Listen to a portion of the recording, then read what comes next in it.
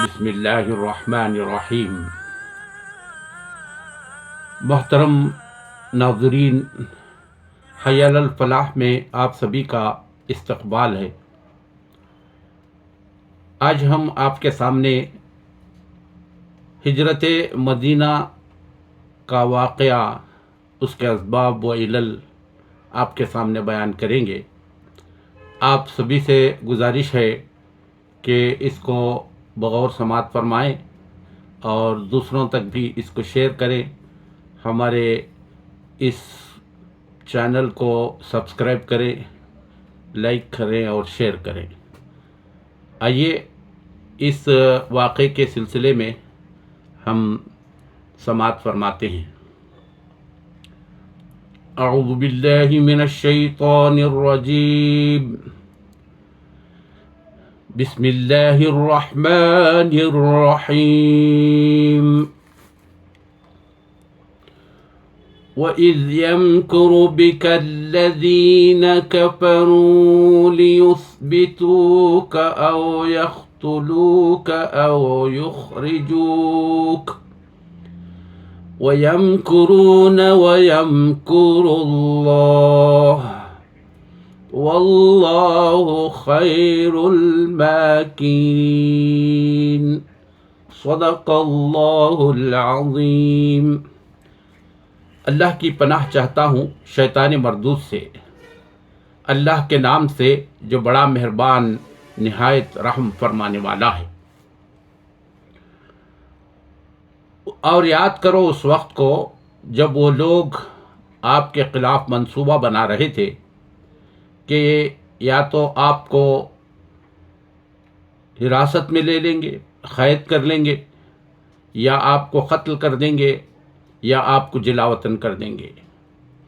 وہ اپنی جگہ منصوبے بنا رہے تھے اور اللہ تعالیٰ بھی منصوبہ بنا رہا تھا، مگر اللہ تعالیٰ بہترین منصوبہ بنانے والا ہے۔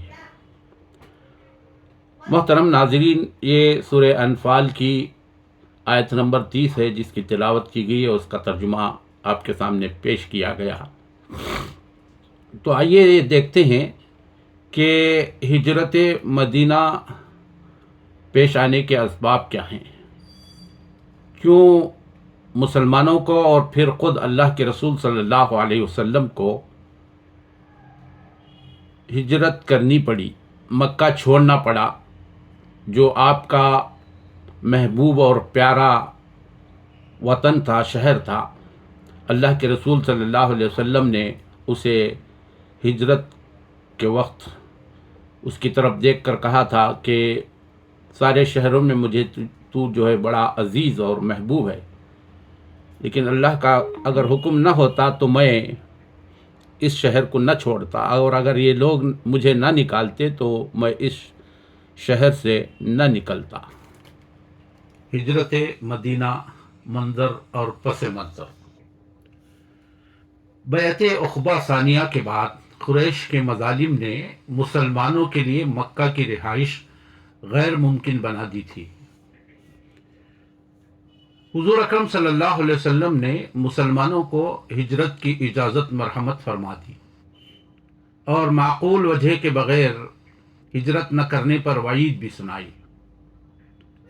حضرت جریر بن عبداللہ رضی اللہ تعالیٰ عنہ روایت کرتے ہیں کہ حضور اکرم صلی اللہ علیہ وسلم نے فرمایا، میں بیزار ہوں ہر اس مسلمان سے جو مشرکوں کے اندر اقامت اختیار کرے۔ سمرہ بن جندب رضی اللہ تعالیٰ عنہ سے روایت ہے کہ رسول اکرم صلی اللہ علیہ وسلم نے فرمایا، مشرکوں کے ساتھ سکونت مت رکھو اور نہ ان کے ساتھ مل جل کر رہو، جو ایسا کرے گا وہ انہی کے مثل ہو جائے گا۔ حضور اکرم صلی اللہ علیہ وسلم سے ہجرت کا یہ اعلان سن کر صحابہ اکرام بھاری تعداد میں مدینہ منتقل ہونا شروع ہو گئے۔ تمام سیرت نگاروں کا اس بات پر اتفاق ہے کہ سب سے پہلے ہجرت کا شرف حضرت ابو سلمہ رضی اللہ تعالی عنہ نے حاصل کیا۔ وہ نکلے تو تھے اپنی بیوی ام سلمہ اور بیٹے سلمہ کو لے کر، لیکن اتنے میں ام سلمہ کے قبیلے والے آ گئے اور انہوں نے اپنی لڑکی کو جانے نہیں دیا۔ اسی وقت ابو سلمہ رضی اللہ تعالیٰ عنہ کے قبیلے والے بھی آ گئے اور کہا کہ تو چلا جا، لیکن ہمارے لڑکے کو ساتھ لے کر نہیں جا سکتا۔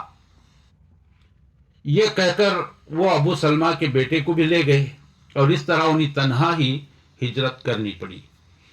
اس کے علاوہ بھی سیرت کی کتابوں میں ان واقعات کو بڑی کثرت کے ساتھ بیان کیا گیا ہے۔ حضرت صہیب رومی رضی اللہ تعالیٰ عنہ نے جب ہجرت کا ارادہ کیا تو قریش نے انہیں روک کر کہا کہ جب تم یہاں آئے تھے تو ایک فقیر تھے اور اب ایک امیر آدمی کی حیثیت سے جانا چاہتے ہو۔ تو اس پر حضرت صہیب رومی رضی اللہ تعالیٰ عنہ نے اپنا سارا مال ان کے حوالے کر دیا اور اس کے عوض اپنے لیے ہجرت کا راستہ اختیار کیا۔ ڈاکٹر محمد حمید اللہ رحمہ اللہ لکھتے ہیں کہ مفسرین کے مطابق قرآن حکیم کی اس آیت کا حوالہ انہی کی طرف ہے۔ فرمایا اور انسانوں میں سے ایک ایسا ہے جس نے رب تعالیٰ کی رضا جوئی کی خاطر اپنے آپ کو بیچ دیا۔ کتاب پیغمبر اسلام صلی اللہ علیہ وسلم صفحہ نمبر 174۔ اسی طرح جب حضرت عمر اور حضرت عیاش رضی اللہ تعالیٰ عنہ نے ہجرت فرمائی تو مکے سے ایک سازشی وفد ان کے پیچھے روانہ ہوا جو ابو جہل اور حارث ابن ہشام پر مشتمل تھا۔ یہ لوگ جا کر عیاش رضی اللہ تعالیٰ عنہ سے ملے اور کہا کہ تمہاری والدہ کا حال بہت ابتر ہے اور اس نے قسم کھا لی ہے کہ جب تک تم سے نہ ملے گی سر کے بال نہ سنوارے گی اور چلچلاتی دھوپ میں کھڑی رہے گی۔ اس پر حضرت عمر رضی اللہ تعالیٰ عنہ نے انہیں سمجھایا کہ اے عیاش یہ ایک سازش ہے، تم ان کے پھندے میں آ گئے تو یہ تمہیں اپنے دین سے پھیر دیں گے۔ لیکن عیاش رضی اللہ تعالیٰ عنہ کے ذہن میں ایک چیز یہ بھی تھی کہ وہ واپس جا کر اپنا کچھ مال نکال لائیں۔ اس پر حضرت عمر رضی اللہ تعالیٰ عنہ نے پیشکش کی کہ میں اس سے زیادہ مال رکھتا ہوں، تم مجھ سے آدھا مال لے لو، مگر عیاش رضی اللہ تعالیٰ عنہ نہ مانے۔ اس پر حضرت عمر رضی اللہ تعالیٰ عنہ نے کہا کہ اچھا اگر یہی طے ہے تو میری اونٹنی لے جاؤ، یہ تیز رفتار ہے، جہاں کوئی اندیشہ محسوس ہو بھاگ نکلنا۔ مگر مکی سازشوں نے راستے میں ایسی چال چلی کہ اصیل اونٹنی سے فائدہ اٹھانا بھی عیاش رضی اللہ تعالیٰ عنہ کے بس کا نہ رہا اور ان کے مشقیں کس لیں۔ اہل وقت جب مکہ پہنچے تو انہوں نے لوگوں سے کہا کہ دیکھو یوں علاج کرو اپنے عقل کے ماروں کا جیسے ہم نے کیا ہے۔ ادھر مکی دور کے آخری 3-4 سالوں سے یثرب میں آفتاب اسلام کی شعاعیں مسلسل پہنچ رہی تھی اور وہاں کے لوگ متعدد وجوہ سے عرب کے دوسرے قبیلوں کے بنسبت زیادہ آسانی کے ساتھ اس روشنی کو قبول کرتے جا رہے تھے۔ آخرکار نبوت کے 12ویں سال حج کے موقع پر 75 نفوس کا ایک وفد نبی کریم صلی اللہ علیہ وسلم سے رات کی تاریکی میں ملا اور اس نے نہ صرف یہ کہ اسلام قبول کیا بلکہ آپ صلی اللہ علیہ وسلم کو اور آپ کے پیرووں کو اپنے شہر میں جگہ دینے پر بھی آمادگی ظاہر کی۔ تاریخ اسلام میں یہ انقلابی موقع جسے بیعت عقبہ اور بیعت عقبہ ثانیہ کہا جاتا ہے، یہ وہ موقع تھا اور یہ معاہدہ جو بیعت عقبہ ثانیہ میں ہوا تو یہ قریش ان نتائج کو خوب سمجھتے تھے جس رات بیعت عقبہ واقع ہوئی۔ اسی رات اس معاملے کی بھنک اہل مکہ کے کانوں میں پڑی اور پڑتے ہی کھلبلی مچ گئی۔ پہلے تو انہوں نے اہل مدینہ کو نبی کریم صلی اللہ علیہ وسلم سے توڑنے کی کوشش کی۔ پھر جب مسلمان ایک دو کر کے مدینہ کی طرف ہجرت کرنے لگے اور قریش کو یقین ہو گیا کہ اب محمد صلی اللہ علیہ وسلم بھی وہاں منتقل ہو جائیں گے تو وہ اس خطرے کو روکنے کے لیے آخری چارہ کار اختیار کرنے پر آمدہ ہو گئے۔ ہجرت نبوی سے چند ہی روز پہلے قریش کی مجلس شورا منعقد ہوئی جس میں بڑی رد و کت کے بعد آخرکار یہ طے پایا گیا کہ بنی ہاشم کے سوا تمام خانوادۂ قریش کا ایک آدمی چھانٹا جائے اور یہ سب لوگ مل کر محمد صلی اللہ علیہ وسلم کو قتل کریں، تاکہ بنی ہاشم کے لیے تمام خاندانوں سے تنہا لڑنا مشکل ہو جائے اور وہ انتقام کے بجائے خون بہا قبول کرنے پر آمادہ ہو جائے۔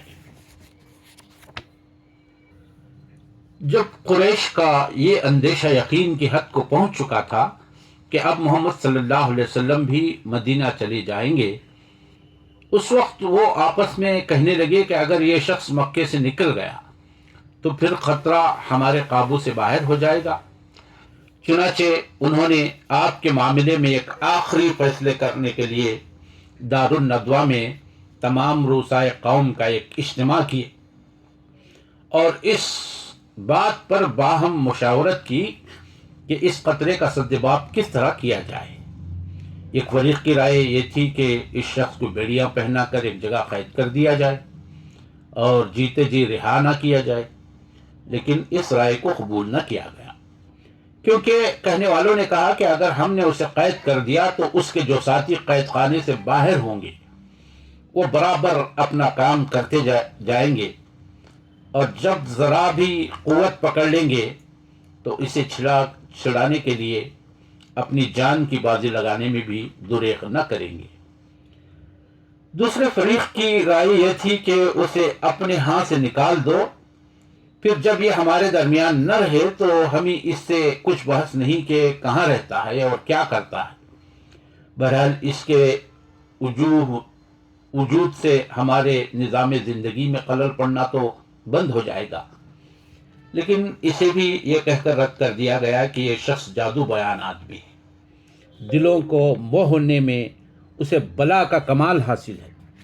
اگر یہاں سے یہ نکل بھی گیا تو نہ معلوم عرب کے کن کن قبیلوں کو اپنا پیرو بنا لے گا اور پھر کتنی قوت حاصل کر کے قلب عرب کو اپنے اقتدار میں لانے کے لیے تم پر حملہ آور ہوگا۔ آخرکار ابو جہل نے رائے پیش کی کہ ہم اپنے تمام قبیلوں میں سے ایک عالی نسب تیر دست جوان منتخب کریں اور یہ سب مل کر ایک بارگی نعوذ باللہ محمد صلی اللہ علیہ وسلم پر ٹوٹ پڑیں اور اسے قتل کر ڈالیں۔ اس طرح محمد صلی اللہ علیہ وسلم کا خون تمام قبیلوں پر تقسیم ہو جائے گا اور بنو عبد مناف کے لیے ناممکن ہو جائے گا کہ سب سے لڑ سکیں، اس لیے مجبوراً خون بہا پر فیصلہ کرنے کے لیے راضی ہو جائیں گے۔ اس رائے کو سب نے پسند کیا۔ قتل کے لیے آدمی بھی نامزد ہو گئے اور قتل کا وقت بھی مقرر کر دیا گیا، حتیٰ کہ جو رات اس کام کے لیے تجویز کی گئی تھی اس میں ٹھیک وقت پر قاتلوں کا گروہ اپنی ڈیوٹی پر پہنچ بھی گیا، لیکن ان کا ہاتھ پڑنے سے پہلے نبی کریم صلی اللہ علیہ وسلم ان کی آنکھوں میں خاک جھونک کر نکل گئے اور ان کی بنائی تدبیر عین وقت پر ناکام ہو کر رہ گئی۔ تو یہ قریش کی مکر تھی، یہ منصوبہ تھا، لیکن اللہ تعالیٰ نے نبی کریم صلی اللہ علیہ وسلم کو اس کی اطلاع آپ صلی اللہ علیہ وسلم کو فرما دی۔ تو پھر اللہ کے رسول صلی اللہ علیہ وسلم نے اللہ کے حکم کے مطابق ہجرت کرنے کے لیے تیار ہو گئے۔ تو نبی کریم صلی اللہ علیہ وسلم مدینے کی طرف روانگی سے پہلے آپ کس طرح اس کی تیاری کرتے ہیں؟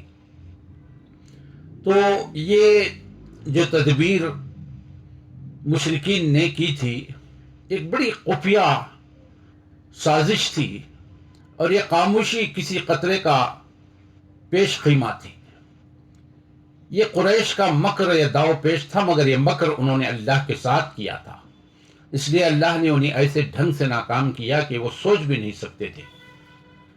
چنانچہ جب نبی کریم صلی اللہ علیہ وسلم کی قتل کی مجرمانہ قرارداد طے ہو چکی تو حضرت جبرائیل علیہ السلام اپنے رب تبارک و تعالیٰ کی وحی لے کر آپ صلی اللہ علیہ وسلم کی خدمت میں حاضر ہوئے اور آپ صلی اللہ علیہ وسلم کو قریش کی سازش سے آگاہ کرتے ہوئے بتلایا کہ اللہ تعالیٰ نے آپ صلی اللہ علیہ وسلم کو یہاں سے روانگی کی اجازت دے دی ہے، اور یہ کہتے ہوئے ہجرت کے وقت کی تعین بھی فرما دی کہ آپ صلی اللہ علیہ وسلم یہ رات اپنے اس بستر پر نہ گزارے جس پر اب تک گزارا کرتے تھے۔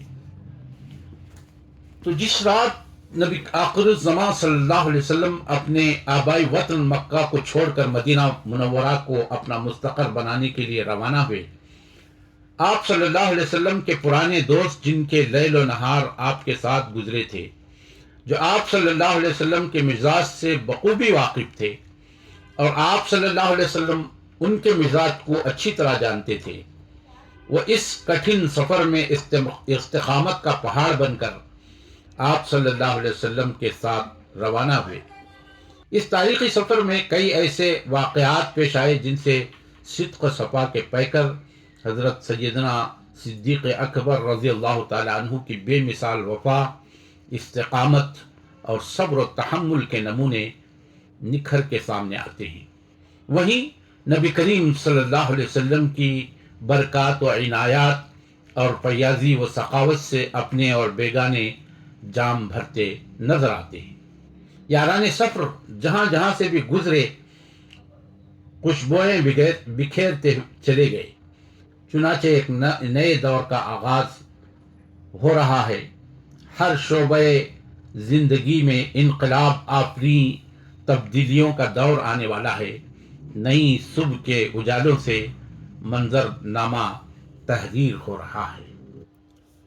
اس اطلاع کے بعد نبی کریم صلی اللہ علیہ وسلم ٹھیک دوپہر کے وقت ابو بکر رضی اللہ تعالیٰ عنہ کے گھر تشریف لے گئے تاکہ ان کے ساتھ ہجرت کے سارے پروگرام اور مرحلے طے فرما لے۔ حضرت عائشہ رضی اللہ تعالیٰ عنہ کا بیان ہے کہ ٹھیک دوپہر کے وقت ہم لوگ ابو بکر رضی اللہ تعالیٰ عنہ کے گھر میں بیٹھے تھے کہ کسی کہنے والے نے ابو بکر رضی اللہ تعالیٰ عنہ سے کہا کہ یہ رسول اللہ صلی اللہ علیہ وسلم سر ڈھانپ کے تشریف لا رہے ہیں۔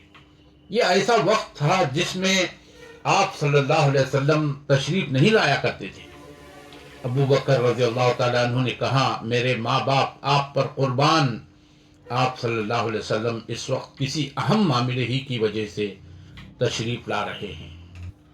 حضرت عائشہ صدیقہ رضی اللہ تعالیٰ عنہ بیان کرتی ہیں کہ رسول اللہ صلی اللہ علیہ وسلم تشریف لائے، اجازت طلب کی، آپ صلی اللہ علیہ وسلم کو اجازت دی گئی اور آپ صلی اللہ علیہ وسلم اندر داخل ہوئے۔ پھر ابو بکر رضی اللہ تعالیٰ عنہ سے فرمایا تمہارے پاس جو لوگ ہیں انہیں ہٹا دو۔ ابو بکر رضی اللہ تعالیٰ عنہ نے کہا بس آپ کے اہل خانہ ہی ہیں، آپ پر میرے ماں باپ قربان ہوں اے اللہ کے رسول صلی اللہ علیہ وسلم۔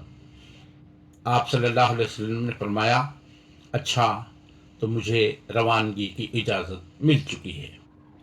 ابو بکر رضی اللہ تعالیٰ عنہ نے کہا کہ اللہ کے رسول صلی اللہ علیہ وسلم آپ کے سفر کا ساتھی کون ہوگا؟ رسول اللہ صلی اللہ علیہ وسلم نے آپ کے حق میں حامی بھر دی تو حضرت ابو بکر رضی اللہ تعالیٰ عنہ مارے خوشی کے آپ کے آنکھ سے آنسو جاری ہو گئے۔ اس کے بعد ہجرت کا پروگرام طے کر کے رسول اللہ صلی اللہ علیہ وسلم اپنے گھر تشریف لائے اور رات کی آمد کا انتظار کرنے لگے۔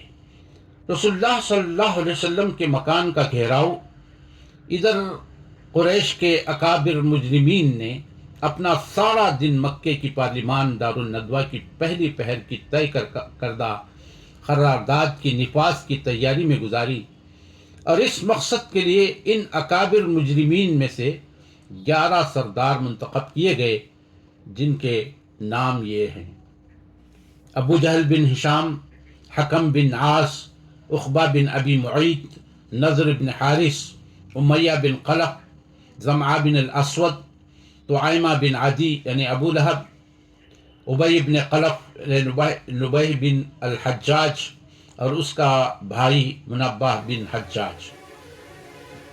نبی کریم صلی اللہ علیہ وسلم کا معمول تھا کہ آپ شروع رات میں عشاء کی نماز کے بعد سو جاتے اور آدھی رات کے بعد گھر سے نکل کر مسجد حرام تشریف لاتے اور وہاں تہجد کی نماز ادا فرماتے۔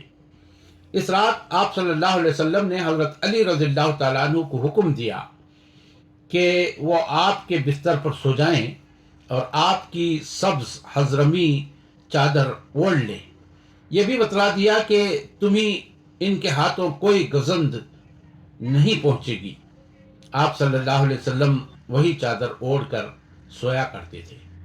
इधर रात जब ज़रा तारीख हो गई, हर तरफ सन्नाटा छा गया और आम लोग अपनी ख्वाबगाहों में जा चुके, तो मज़कूरा बाला अफराद ने खुफिया तौर पर नबी करीम सल्लल्लाहु अलैहि वसल्लम के घर का रुख किया और दरवाजे पर जमा होकर घात में बैठ गए।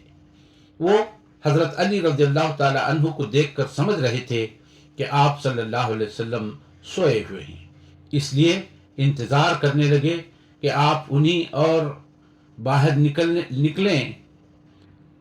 तो ये लोग यकायक आप पर टूट पड़े और मुकर्ररा फैसला नाफिज करते हुए आपको कत्ल कर दें। इन लोगों को पूरा उसूख और पख्ता यकीन था कि उनकी ये नापाक साजिश कामयाब होकर रहेगी। यहाँ तक कि अबू जहल ने बड़े मुतकब्बिराना और पुरगुरूर अंदाज में मजाक व इस्तेहज़ा करते हुए अपने घेरा डालने वाले साथियों से कहा, मोहम्मद सल्लल्लाहु अलैहि वसल्लम कहता है कि अगर तुम लोग उसके दीन में दाखिल होकर उसकी पैरवी करोगे तो अरब व अजम के बादशाह बन जाओगे, फिर मरने के बाद उठाए जाओगे तो तुम्हारे लिए उर्दून के बागात जैसी जन्नतें होंगी, और अगर तुमने ऐसा न किया तो उनकी तरफ से तुम्हारे अंदर ज़ुबाह के वाक़यात पेश आएंगे, फिर तुम मरने के बाद उठाए जाओगे और तुम्हारे लिए आग होगी जिसमें तुम जलाए जाओगे। बहरहाल इस साजिश के निफास के लिए आधी रात के बाद का वक्त मुकर्रर था, इसलिए ये लोग जाकर रात गुजार रहे थे और वक्त मुकर्ररा के मुंतज़िर थे। लेकिन अल्लाह अपने काम पर गालिब है, उसी के हाथ में आसमानों और ज़मीन की बादशाहत है। वो जो चाहता है करता है और जिसे बचाना चाहे कोई उसका बाल बेका नहीं कर सकता, और जिसे पकड़ना चाहे कोई उसको बचा नहीं सकता।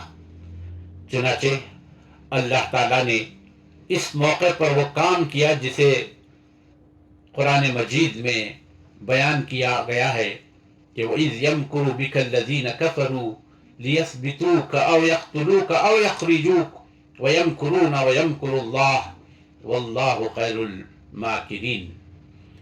इधर मुहासिरीन वक्त सफ़र का इंतज़ार कर रहे थे, लेकिन इससे ज़रा पहले उन्हें अपनी नाकामी व नामुरादी का इल्म हो गया। हुआ ये कि उनके पास एक गैर मुताल्लिक़ शख्स आया और उन्हीं आप सल्लल्लाहु अलैहि वसल्लम के दरवाजे पर देखकर पूछा कि आप लोग किस चीज़ का इंतज़ार कर रहे हैं। उन्होंने कहा, मोहम्मद सल्लल्लाहु अलैहि वसल्लम का। उसने कहा, आप लोग नाकाम और नामुराद हुए, अल्लाह की कसम, मोहम्मद सल्लल्लाहु अलैहि वसल्लम तो आप लोगों के पास से गुजरे और आपके सरों पर मिट्टी डालते हुए अपने काम को कर गए। उन्होंने कहा, अल्लाह, हमने तो उन्हें नहीं देखा। और उसके बाद अपने सरों से मिट्टी झाड़ते हुए उठ खड़े हुए, लेकिन फिर दरवाजे की तरफ से झांक कर देखा तो हज़रत अली रज़ियल्लाहु ताला अन्हु नजर आए। कहने लगे, अल्लाह की कसम, ये तो मोहम्मद सल्लल्लाहु अलैहि वसल्लम सोए पड़े हैं, उनके ऊपर उनकी चादर मौजूद है। चुनाचे लोग सुबह तक वहीं डटे रहे। इधर सुबह हुई और हज़रत अली रज़ियल्लाहु ताला अन्हु बिस्तर से उठे तो मुशरिकीन के हाथों के तोते उड़ गए। उन्होंने हज़रत अली रज़ियल्लाहु ताला अन्हु से पूछा कि रसूलुल्लाह सल्लल्लाहु अलैहि वसल्लम कहाँ हैं। हज़रत अली ने कहा, मुझे मालूम नहीं। फिर इधर नबी करीम सल्लल्लाहु अलैहि वसल्लम घर से गार तक पहुंचते हैं। रसूलुल्लाह सल्लल्लाहु अलैहि वसल्लम 27 सफ़र 14 नबूवत मुताबिक 12 या 13 सितंबर 622 ईस्वी की दरमियानी रात अपने मकान से निकलकर जान और माल के सिलसिले में अपने सबसे काबिल एतमाद साथी अबू बकर रज़ियल्लाहु ताला अन्हु के घर तशरीफ लाए थे اور وہاں سے پچھواڑے کی ایک کھڑکی سے نکل کر دونوں حضرات نے باہر کی راہ لی تھی تاکہ مکہ سے جلد از جلد یعنی طلوع فجر سے پہلے پہلے باہر نکل جائے۔ چونکہ نبی کریم صلی اللہ علیہ وسلم کو معلوم تھا کہ قریش پوری جان فشانی سے آپ صلی اللہ علیہ وسلم کی تلاش میں لگ جائیں گے، اور جس راستے پر اول وہلہ میں نظر اٹھے گی وہ مدینہ کا کاروانی راستہ ہوگا جو شمال کے رخ پر جاتا ہے۔ اس لیے آپ صلی اللہ علیہ وسلم نے وہ راستہ اختیار کیا جو اس کے بالکل الٹ تھا، یعنی یمن جانے والا راستہ جو مکہ کے جنوب میں واقع ہے۔ آپ صلی اللہ علیہ وسلم نے اس راستے پر کوئی 5 میل کا فاصلہ طے کیا اور اس پہاڑ کے دامن میں پہنچے جو سور کے نام سے معروف ہے۔ یہ نہایت بلند پرپیچ اور مشکل چڑھائی والا پہاڑ ہے۔ یہاں پتھر بھی بکثرت ہیں جن سے رسول اللہ صلی اللہ علیہ وسلم کے دونوں پاؤں زخمی ہو گئے، اور کہا جاتا ہے کہ آپ صلی اللہ علیہ وسلم نے شان قدم چھپانے کے لیے پنجوں کے بل چل رہے تھے، اس لیے آپ صلی اللہ علیہ وسلم کے پاؤں زخمی ہو گئے۔ بہرحال وجہ جو بھی ہو، حضرت ابو بکر رضی اللہ تعالیٰ عنہ نے پہاڑ کے دامن میں پہنچ کر آپ صلی اللہ علیہ وسلم کو اٹھا لیا اور دوڑتے ہوئے پہاڑ کی چوٹی پر ایک غار کے پاس جا پہنچے جو تاریخ میں غار ثور کے نام سے معروف ہے۔ غار کے پاس پہنچ کر ابو بکر رضی اللہ تعالیٰ عنہ نے کہا، اللہ کے لیے ابھی آپ صلی اللہ علیہ وسلم اس میں داخل نہ ہوں، پہلے میں داخل ہو کر دیکھ لیتا ہوں، اگر اس میں کوئی چیز ہوئی تو آپ صلی اللہ علیہ وسلم کے بجائے مجھے اس سے سابقہ پیش آئے گا۔ چنانچہ حضرت ابو بکر رضی اللہ تعالیٰ عنہ اندر گئے اور غار کو صاف کیا۔ ایک جانب چند سوراخ تھے، انہیں اپنی تہبند پھاڑ کر بند کیا، لیکن 2 سوراخ باقی بچ رہے۔ حضرت ابو بکر رضی اللہ تعالیٰ عنہ نے ان دونوں میں اپنے پاؤں ڈال دیے، پھر رسول اللہ صلی اللہ علیہ وسلم سے عرض کی کہ اندر تشریف لائیں۔ آپ صلی اللہ علیہ وسلم اندر تشریف لے گئے اور حضرت ابو بکر رضی اللہ تعالیٰ عنہ کی آغوش میں سر رکھ کر سو گئے۔ ادھر ابو بکر رضی اللہ تعالیٰ عنہ کے پاؤں میں کسی چیز نے ڈس لیا، مگر اس ڈر سے ہلے بھی نہیں کہ رسول اللہ صلی اللہ علیہ وسلم جاگ نہ جائیں، لیکن ان کے آنسو رسول اللہ صلی اللہ علیہ وسلم کے چہرے پر ٹپک گئے اور آپ صلی اللہ علیہ وسلم کی آنکھ کھل گئی۔ آپ صلی اللہ علیہ وسلم نے فرمایا، ابو بکر تمہیں کیا ہوا؟ عرض کی، اے اللہ کے رسول صلی اللہ علیہ وسلم، میرے ماں باپ آپ پر قربان ہو، مجھے کسی چیز نے ڈس لیا ہے۔ رسول اللہ صلی اللہ علیہ وسلم نے اس پر لعاب دہن لگا دیا اور تکلیف جاتی رہی۔ یہاں دونوں حضرات نے 3 راتیں یعنی جمعہ، سنیچر اور اتوار کی راتیں غار میں چھپ کر گزاری۔ اس دوران ابو بکر رضی اللہ تعالیٰ عنہ کے صاحبزادے عبداللہ بھی یہیں رات گزارتے تھے۔ حضرت عائشہ رضی اللہ تعالیٰ عنہا کا بیان ہے کہ وہ گہری سوجھ بوجھ کے مالک سکون فہم نوجوان تھے۔ سحر کی تاریکی میں ان دونوں حضرات کے پاس سے چلے جاتے اور مکے میں قریش کے ساتھ یوں صبح کرتے گویا انہوں نے یہی رات گزاری ہے۔ پھر آپ دونوں کے خلاف کی جانے والی سازش کی جو کوئی بات سنتے اسے اچھی طرح یاد کر لیتے، اور جب تاریکی گہری ہو جاتی تو اس کی خبر لے کر غار میں پہنچ جاتے۔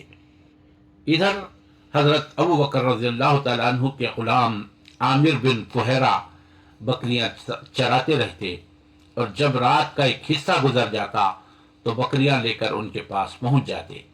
اس طرح دونوں حضرات رات کو آسودہ ہو کر دودھ پی لیتے، پھر صبح تڑکے ہی عامر بن فہیرہ بکریاں ہانک کر چل دیتے۔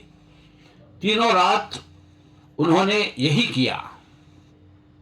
عامر بن فہیرہ حضرت عبداللہ بن ابی بکر رضی اللہ تعالیٰ عنہ کے مکے جانے کے بعد انہی کے نشان قدم پر بکریاں ہانکتے تھے تاکہ ان کے نشانات قدم مٹ جائیں۔ تو ادھر قریش کے ہاتھ سے جب نبی کریم صلی اللہ علیہ وسلم نکل چکے تھے تو ان کی ہڑبڑاہٹ اور ان کی بے چینی اور ان کی تگ و دو دیکھنے کا قابل تھی۔ ادھر قریش کا یہ حال تھا کہ جب منصوبہ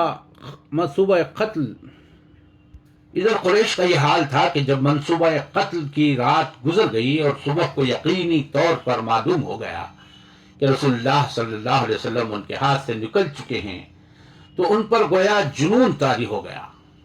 انہوں نے سب سے پہلے اپنا غصہ حضرت علی رضی اللہ تعالیٰ عنہ پر اتارا، آپ کو گھسیٹ کر خانہ کعبہ لے گئے اور ایک گھڑی زیر حراست رکھا کہ ممکن ہے ان دونوں کی خبر لگ جائے۔ لیکن جب حضرت علی رضی اللہ تعالیٰ عنہ سے کچھ حاصل نہ ہوا تو ابو بکر رضی اللہ تعالیٰ عنہ کے گھر آئے اور دروازہ کھٹکھٹایا۔ حضرت اسماء بنت ابی بکر رضی اللہ تعالیٰ عنہا برآمد ہوئی، ان سے پوچھا تمہارے ابا کہاں ہیں؟ انہوں نے کہا واللہ مجھے معلوم نہیں کہ میرے ابا کہاں ہیں۔ اس پر کمبخت قبیص ابو جہل نے ہاتھ اٹھا کر ان کے رخسار پر اس زور کا تھپڑ مارا کہ ان کے کان کی بالی گر گئی۔ اس کے بعد قریش نے ایک ہنگامی اجلاس کر کے طے کیا کہ ان دونوں کو گرفتار کرنے کے لیے تمام ممکنہ وسائل کام میں لائیں گے۔ چنانچہ مکے سے نکلنے والے تمام راستوں پر خواہ وہ کسی بھی سمت جا رہا ہو نہایت کڑا مسلح پہرا بٹھا دیا گیا۔ اسی طرح یہ اعلان بھی کیا گیا کہ جو کوئی رسول اللہ صلی اللہ علیہ وسلم اور ابو بکر رضی اللہ تعالیٰ عنہ کو یا ان میں سے کسی ایک کو زندہ یا مردہ حاضر کرے گا، اسے ہر ایک کے بدلے 100 اونٹوں کا گراں قدر انعام دیا جائے گا۔ اس اعلان کے نتیجے میں سوار اور پیادے اور نشانات قدم کے ماہر کھوجی نہایت سرگرمی سے تلاش میں لگ گئے اور پہاڑوں، وادیوں اور نشیب و فراز میں ہر طرف بکھر گئے، لیکن نتیجہ اور حاصل کچھ نہ رہا۔ تلاش کرنے والے غار کے دہانے تک بھی پہنچے، لیکن اللہ اپنے کام پر غالب ہے۔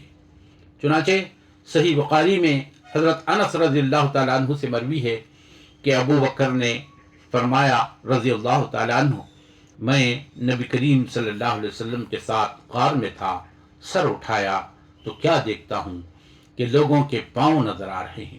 میں نے کہا اے اللہ کے نبی صلی اللہ علیہ وسلم، اگر ان میں سے کوئی شخص محض اپنی نگاہیں نیچے کر دے تو ہم ہی دیکھ لے گا۔ آپ صلی اللہ علیہ وسلم نے فرمایا ابو بکر خاموش رہو، ہم دو ہیں جن کا تیسرا اللہ ہے۔ ایک روایت کے الفاظ یہ ہیں کہ ما ظنک یا ابا بکر باثنین اللہ ثالثہما، ابو بکر ایسے دو آدمیوں کے بارے میں تمہارا کیا خیال ہے جن کا تیسرا اللہ ہے؟ یہاں یہ نقطہ بھی یاد رکھنا چاہیے کہ ابو بکر رضی اللہ تعالیٰ عنہ کا یہ اضطراب اپنی جان کے خوف سے نہ تھا، بلکہ اس کا واحد سبب وہی تھا جو اس روایت میں بیان کیا گیا ہے کہ ابو بکر رضی اللہ تعالیٰ عنہ نے جب قیافہ شناسوں کو دیکھا تو رسول اللہ صلی اللہ علیہ وسلم پر آپ کا غم فزوں تر ہو گیا، اور آپ نے کہا اگر میں مارا گیا تو میں محض ایک آدمی ہوں، لیکن اگر آپ صلی اللہ علیہ وسلم قتل کر دیے گئے تو پوری امت ہی غارت ہو جائے گی۔ اور اسی موقع پر ان سے رسول اللہ صلی اللہ علیہ وسلم نے فرمایا تھا کہ غم نہ کرو، یقیناً اللہ ہمارے ساتھ ہے۔ حقیقت یہ ہے کہ ایک معجزہ تھا جس سے اللہ تعالیٰ نے اپنے نبی کریم صلی اللہ علیہ وسلم کو مشرف فرمایا۔ چنانچہ تلاش کرنے والے اس وقت واپس پلٹ گئے جب آپ صلی اللہ علیہ وسلم کے درمیان اور ان کے درمیان چند قدم سے زیادہ فاصلہ باقی نہیں رہ گیا تھا۔ اس کے بعد آئیے ہم راستے کے چند واقعات بھی سنتے جائیں گے اور آپ کو یہ واقعات ہمارے آنے والی اگلی ویڈیو میں ملیں گے۔ آپ سبھی سے گزارش ہے کہ اپنے کامنٹ باکس میں ضرور ہمیں اپنے مشوروں سے نوازیں اور مشورہ دیں کہ کیا ہماری یہ پیشکش آپ کو پسند آئی یا نہیں۔